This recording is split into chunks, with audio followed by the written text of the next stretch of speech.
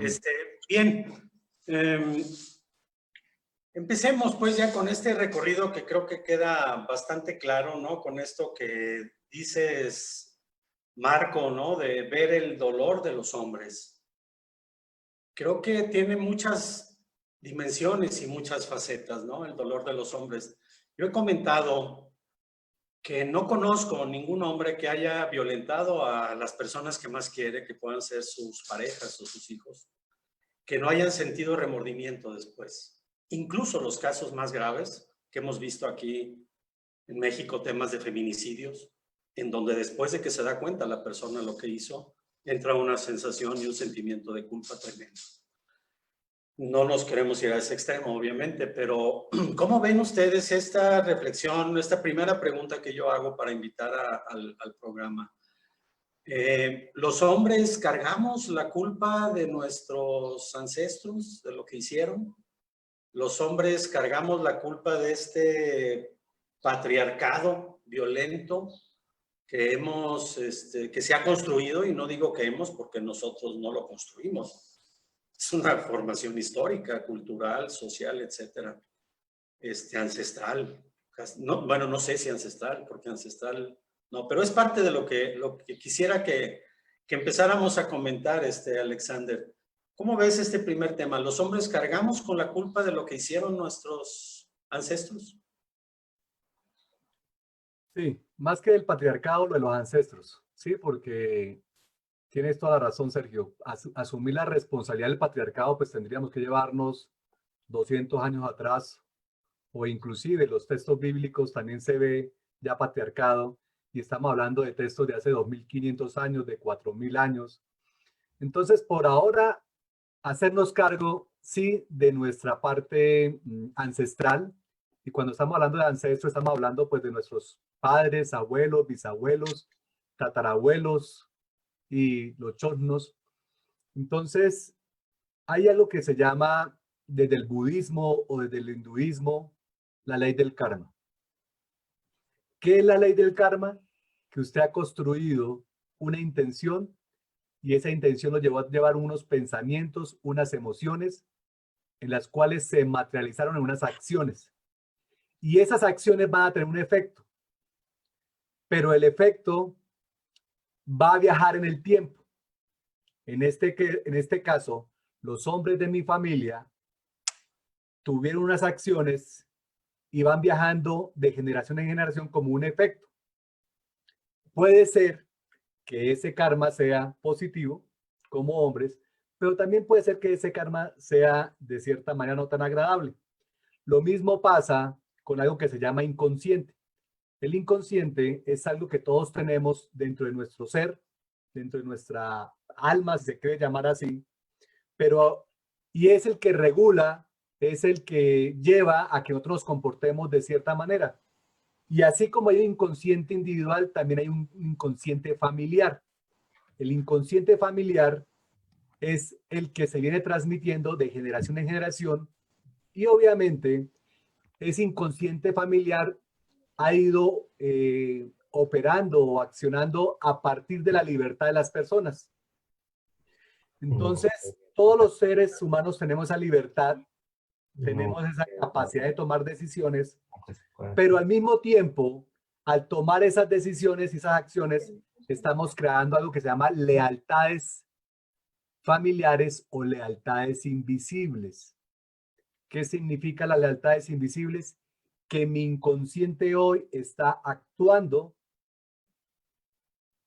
acorde a un inconsciente familiar y que yo posiblemente no soy consciente de que mi comportamiento, mi conducta como hombre tiene que ver con esa lealtad familiar invisible con otros hombres de generaciones atrás. Ejemplo, puede ser que el manejo de mi dinero tenga que ver a cómo lo manejaba mi abuelo o mi bisabuelo. Puede ser que las elecciones de pareja tenga que ver con algunos de mis ancestros o tener hijos por fuera del matrimonio tenga que ver con un inconsciente familiar, pero ese inconsciente familiar me lleva a unas lealtades invisibles familiares. Sí. Muchísimas gracias, Alexander, muy completo. Yo completaría a este inconsciente que tú manejas, además del inconsciente individual y el inconsciente familiar, añadiría el inconsciente colectivo, ¿no? Pero entras a un tema de mucha profundidad, Alexander, y que sí quisiera que nos fuéramos por ahí, Marco, a ver si por ahí seguimos a Alexander, ¿no? Este tema de las lealtades, ¿no? Porque efectivamente podemos no hacerlo de manera consciente, es inconsciente. Esto de repetir lo que hizo mi padre, hizo mi abuelo, mi bisabuelo, en la relación con las mujeres. Y aquí yo recuerdo una historia muy fresca, ¿no? Un paciente que me lleva a recordar esta frase que solemos decir los hombres: yo no voy a ser igual a mi papá, yo no voy a abandonar a mi hijo, etcétera, etcétera. Y cuando decimos eso, desafortunadamente llegamos a hacerlo y a repetirlo. ¿Qué pasa con eso, Marco, desde tu conocimiento, desde tu experiencia terapéutica? La pregunta es,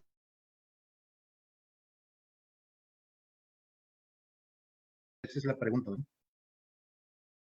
Sí. Bueno, está apagado tu micrófono. Me quedo con que esa es la pregunta. Sí y no. Sí, desde la perspectiva de como lo está poniendo Alexander y que tú complementas muy bien con esta partecita del inconsciente colectivo. ¿Sí? Hay un inconsciente personal, hay un inconsciente familiar y hay un inconsciente colectivo. Fíjate que ahorita estoy leyendo a Angui Sanjus. Es un libro que he estado revisando últimamente, donde habla de tiempo, espacio y fractales. Y en este libro, Angui hace una reflexión acerca de, hay dos manejos del tiempo. Hay un manejo del tiempo cronos, se llama el manejo del tiempo. Ahorita sabemos más o menos qué hora es porque tenemos conciencia del tiempo del día de hoy, del mes, de la hora, etcétera, etcétera.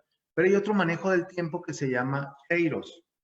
En otras partes lo he leído como kairos. Quedémonos con esto, kairos. Ese manejo del tiempo es el manejo del tiempo del corazón, pero no del corazón como músculo y no del corazón como sentimientos, sino como esta mirada subjetiva a lo que se nos presenta en el día a día. Y es ahí, dice Angui, donde hay una memoria, ¿sí?, oculta, subyacente, que se despierta en ciertos momentos, dado situaciones, dado experiencias, dado espacios.